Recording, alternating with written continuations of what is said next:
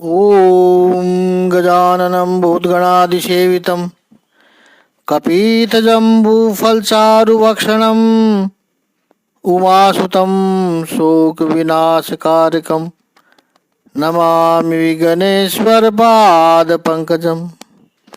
कृष्णाय वासुदेवाय हरिये परमात्मने प्रणतः क्लेशनाशाय गोविंदाय नमो नमः। ओम श्री महापुरुष देवाय नमः। ओम श्री गुरुदेवाय नमः। ओम आनंद स्वरूप भगवान की जय। ओम शांति स्वरूप भगवान की जय। हमारा चिंतन गीता अध्याय 2 श्लोक 55 पे चल रहा है। कामना का त्याग कैसे हो, इस विषय पर हमारा चिंतन चल रहा है। स्थित प्रज्ञ दर्शन में कामना का त्याग से आत्मदर्शन होता है या आत्मदर्शन हुआ उसके परिणाम स्वरूप कामना का त्याग होता है। कैसे होता है? अध्यात्म के यात्रियों का और खासकर अध्यात्म के सिद्ध हुए महापुरुषों का उनका यह अनुभव है कि साधकों पर निर्भर है कि कुछ साधकों ने त्याग किया, उसके परिणाम स्वरूप आपको आत्मदर्शन हुआ, जबकि कुछ साधकों में ऐसा है कि आप आत्मदर्शन हुआ, इसलिए कामना त्याग सरल से होता गया और हो रहा है। ये दोनों बात परस्परावलंबी है। हमारी साधना के लिए हमें यह बात स्वीकार करनी चाहिए, हमें प्रेरणा मिले, हमें हिम्मत मिले इसके लिए कि जैसे जैसे कामनाएं त्याग होती जाएगी वैसे वैसे आत्मदर्शन होता जाएगा, और जैसे जैसे हम आत्मा से जुड़ते जाएंगे वैसे वैसे अधिक कामना त्याग सरल होता जाएगा।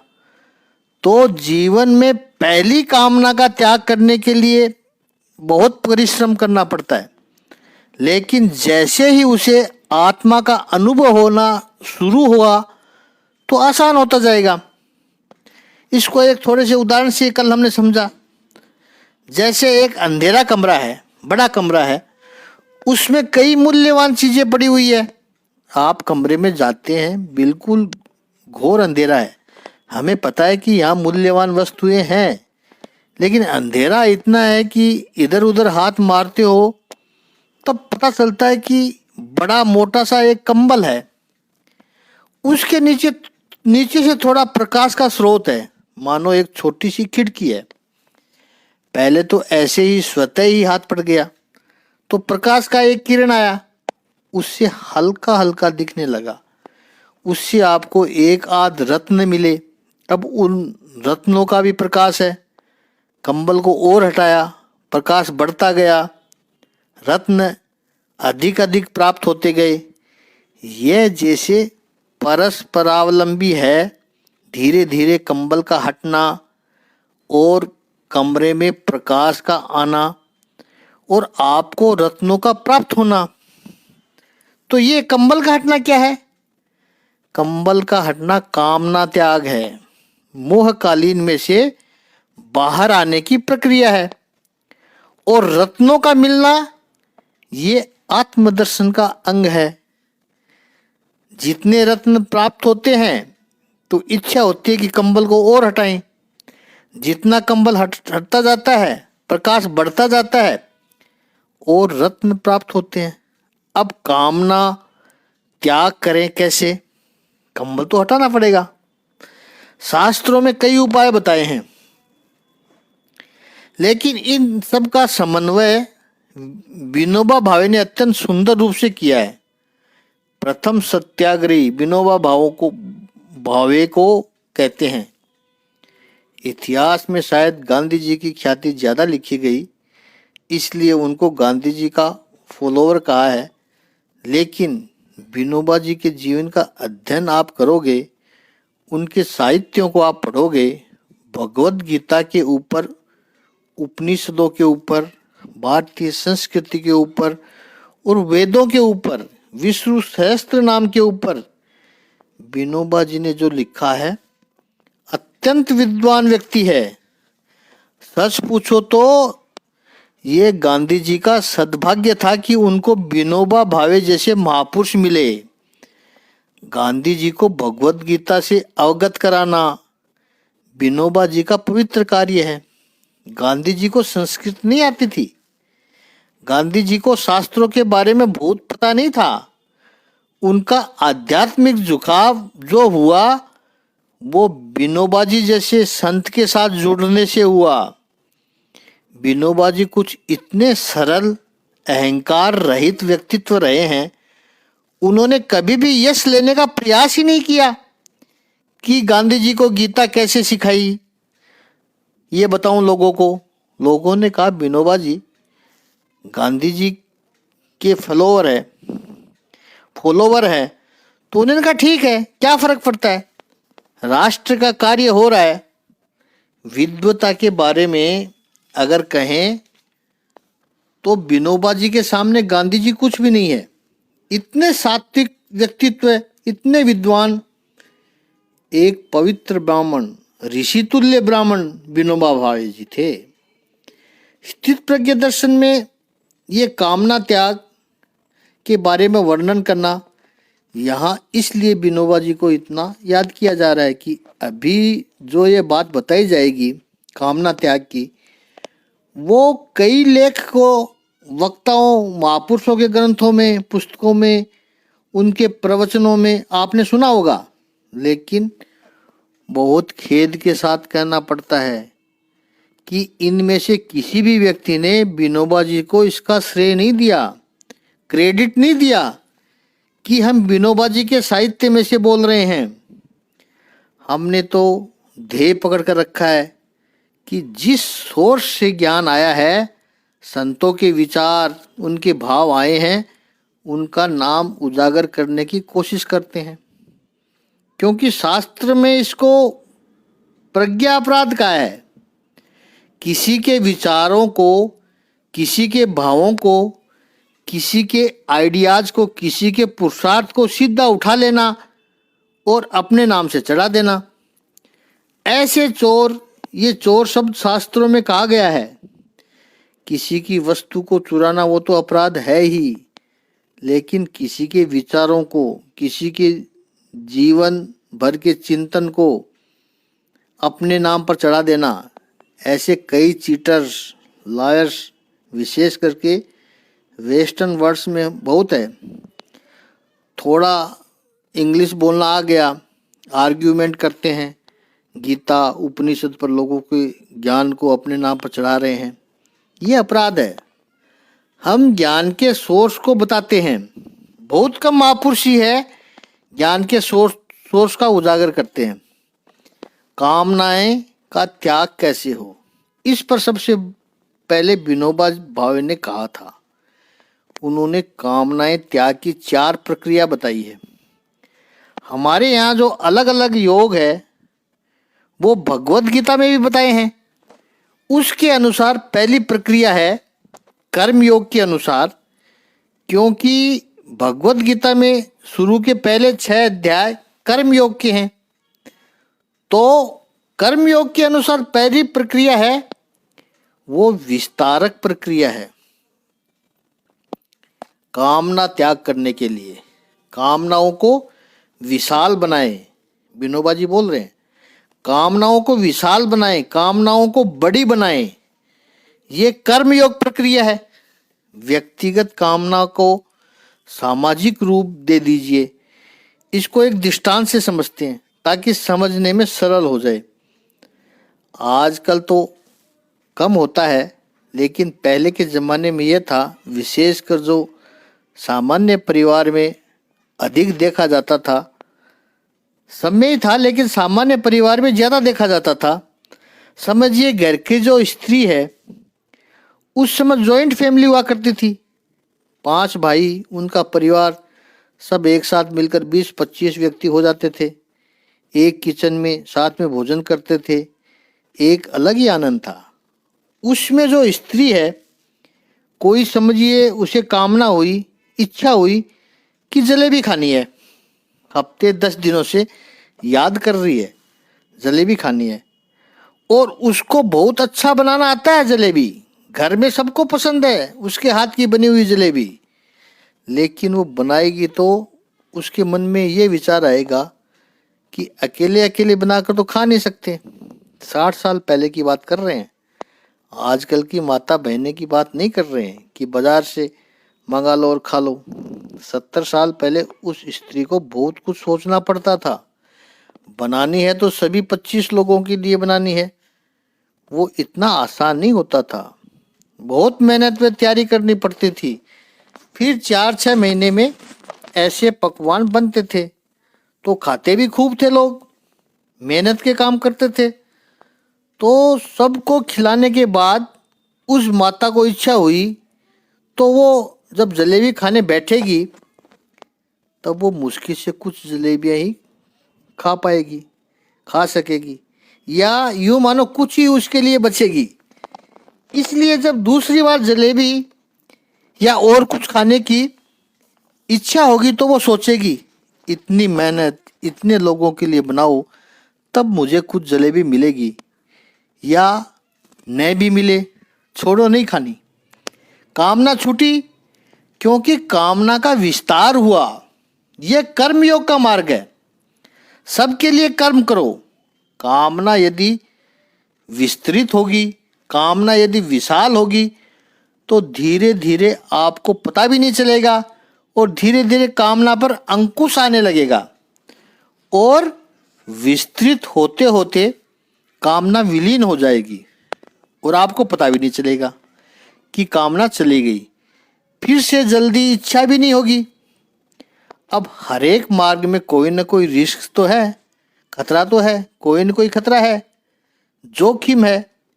ये कर्मयोग में कामना का त्याग करने की प्रक्रिया, कामना का विस्तार करने की प्रक्रिया है, वो सुनने में तो बहुत अच्छी लगती है, उसके परिणाम भी सही मिलते हैं, लेकिन उसमें एक रिस्क भी है, लाल सिग्नल है उसको।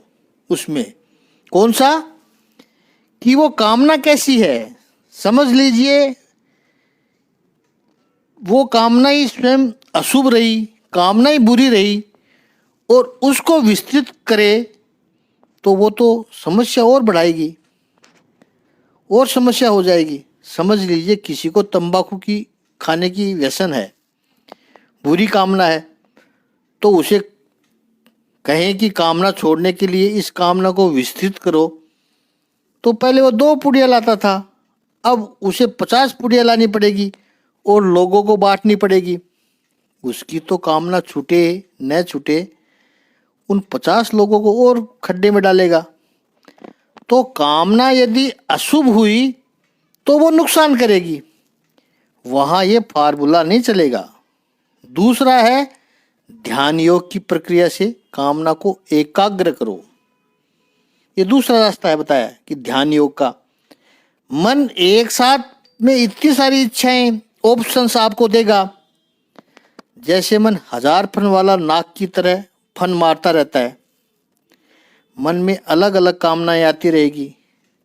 कामना का यदि त्याग करना है तो कामनाओं को एकाग्र करो। अर्थात जैसे 10 कामनाएं हैं हमारे मन में है, तो इसको ध्यान योग के द्वारा चिंतन करके इन 10 में से सबसे प्रबल कामना कौन सी है उसको पकड़ो और तय करो कि इसको पूरी करनी है, तो बाकी की 9 कामनाएं अपने आप छूट जाएगी। इसे कहते हैं कामना को एकाग्र करना। मुख्य जो कामना है उसको प्राप्त करने की, उसको पूरी करने की दिशा में जीवन की ऊर्जा लगा देना। जैसे कोई विद्यार्थी है 19-20 वर्ष का, कुमारा अवस्था को छोड़कर यौवन में प्रवेश कर रहा है।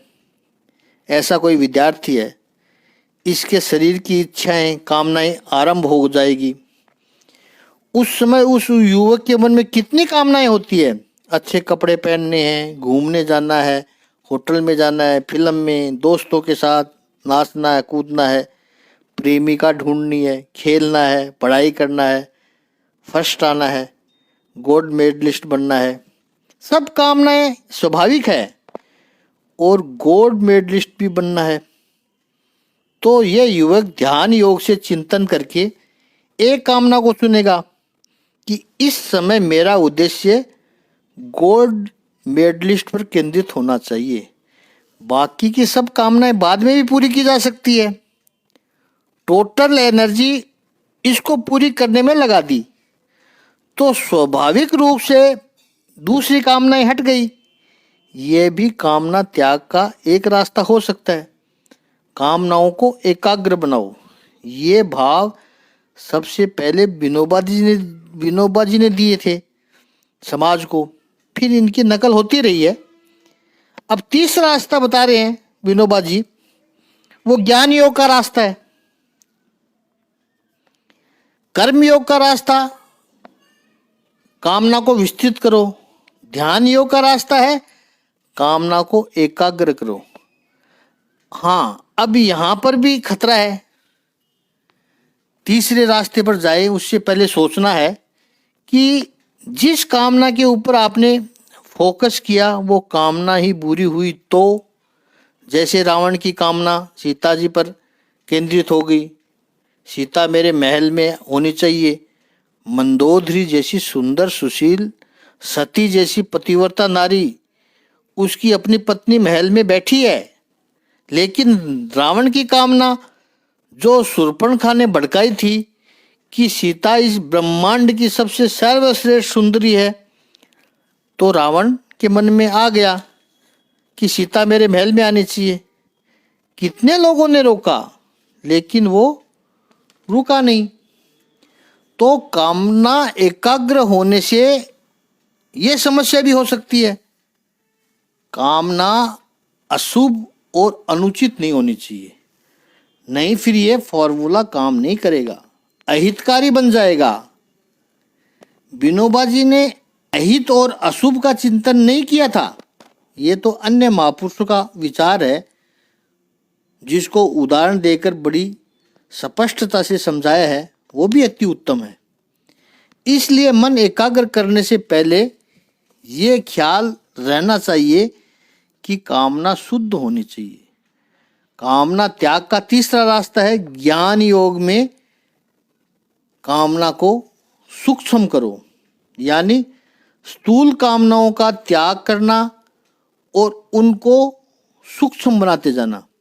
जैसे शरीर को सजाने की कामना है, किसी को लगता है कि मैं मेरे शरीर को सुंदर बना दूं, महंगी ज्वेलरी कपड़ों से शरीर को बहुत सुंदर बना लूं। थोड़ा सा वो ज्ञान मार्ग की दृष्टि से सोचे कि शरीर को सुंदर बनाकर कब तक रख पाऊंगा, इसको थोड़ा सा और छोटा करे कि क्यों न मैं अपने मन को सुंदर बनाऊं, मन का श्रृंगार करूं। थोड़ा और सूक्ष्म करो कि क्यों न मैं अपनी बुद्धि को सुंदर बनाऊं, मैं अपने हृदय की भावनाओं को क्यों न सुंदर बनाऊं, अंत में अपनी आत्मा के सौंदर्य का अनुभव क्यों न करूं। कामना सूक्ष्म होती गई, और जो कामना बिल्कुल सूक्ष्म होती है तो कब निकल गई वो भी पता नहीं चलता है।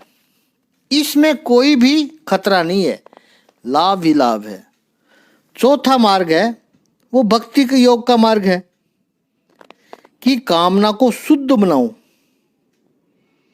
जब भी कोई कामना मन में उठे तो मन में ही विभाजन कीजिए कि ये कामना अच्छी है या बुरी है।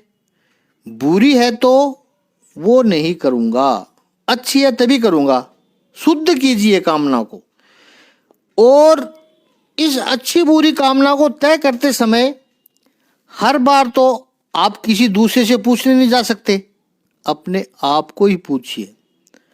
अत्यंत प्रामाणिकता के साथ अपने आप को वर्ताव करना होता है। अपने को छलने से काम नहीं चलेगा। इसमें क्या बुरा है, आजकल तो सब करते हैं, इसलिए बुरी बात अच्छी नहीं हो जाती है, ऐसा नहीं चलेगा। अपने आप को छलना नहीं है, आपको पूरी तरह ईमानदार होना होगा। कामनाओं को शुद्ध करिए, अशुभ को छोड़िए, शुभ को ग्रहण कीजिए। जैसे मुझे नहीं खाने वाली चीज़ें नहीं खानी है, चाहे वो कितनी भी स्वादिष्ट है, चाहे कोई कितना भी कहे, कोई कितनी भी उससे ऊर्जा मिले, मुझे नहीं खानी है, क्योंकि वो अशुभ है। चलो शुभ की तरफ आए कि मिठाई खाने की इच्छा हुई। अब उसको शुद्ध करें कि बाहर की मिठाई नहीं खाएंगे, घर की तैयार हुई मिठाई ही खाएंगे। अब घर में भी मिठाई नहीं खानी है तो कुछ मिठाई तो खाना है, तो मीठा फ्रूट खा ले लो। मिठाई राजसी प्रकार में आ जाती है, फ्रूट सात्विक है और पौष्टिक भी है। मिठाई में तो चीनी में ग्रिष्ट होती है तो स्वास्थ्य के लिए हानिकारक है। फ्रूट में तो कुछ खराबी है ही नहीं, स्वास्थ्य के लिए अच्छा है। ऐसे कामनाओं को शुद्ध करते जाएं, अशुभ कामनाओं का त्याग करते जाएं। अशुभ कामनाओं को त्याग करते हुए शुद्ध कामनाओं का स्वीकार करते हुए धीरे धीरे कामना ही उड़ जाती है।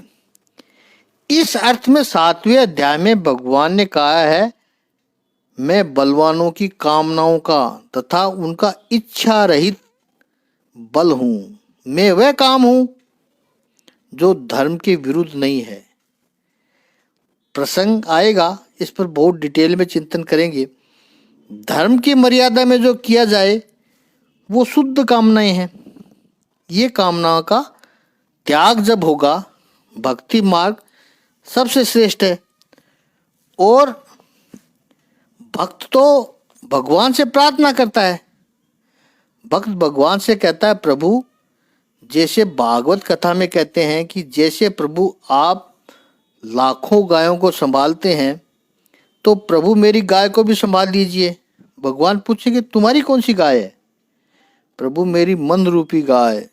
इतनी कामनाएं करता रहता है, इतनी अलग अलग इच्छाएं करता रहता है, इसको नियंत्रण करना मेरे लिए अति कठिन है। शास्त्रों में कहा है, नाथ, मेरा मन ये पागल पाड्डा के समान है, पागल भैंसा के समान है। ये शांत होता ही नहीं है और कोई उपाय सफल होता नहीं है इसको कंट्रोल करने का। बहुत कोशिश की मैंने इसे बांधने की, कितने अलग अलग खूंटों के साथ में इसे बांधने का प्रयास किया है प्रभु। छोटा था तो मैंने सोचा पढ़ाई के साथ इस मन रूपी भैंसे को बांध दूं। उस वक्त भी नहीं बनता था ये। आगे जब बड़ा हुआ तो संपत्ति रूपी किले के साथ बांधने का प्रयास किया, पैसा आया, लेकिन ये मन रूपी भैंसा तो और कहीं निकल गया। फिर आके इस मन रूपी भैंसे को एक स्त्री को पत्नी बनाकर उसके साथ बांधने का प्रयास किया, फिर भाग गया। प्रभु भाग ही रहा है, मैं सफल ना हो सका। अब एक ही उपाय बचता है, प्रिय प्रभु, मैं ये मन रूपी भैंसा आपको सौंपता हूं, आप इसको स्वीकार कर लो। इसको प्रभु आपके चरणों के अंगूठे रूपी जो किला है, उस किले के साथ प्रभु मेरे इस मन रूपी भैंसे को बांध दीजिए। आप कृपा करेंगे तो ये भैंसा बंधा रहेगा, नहीं मुझे तो इसने बहुत दुखी कर रखा है। तो कामना को विशुद्ध करो। आगे का चिंतन कल करेंगे। ओम श्री सच्चिदानंद भगवान की जय। ओम श्री आनंद कंद भगवान की जय।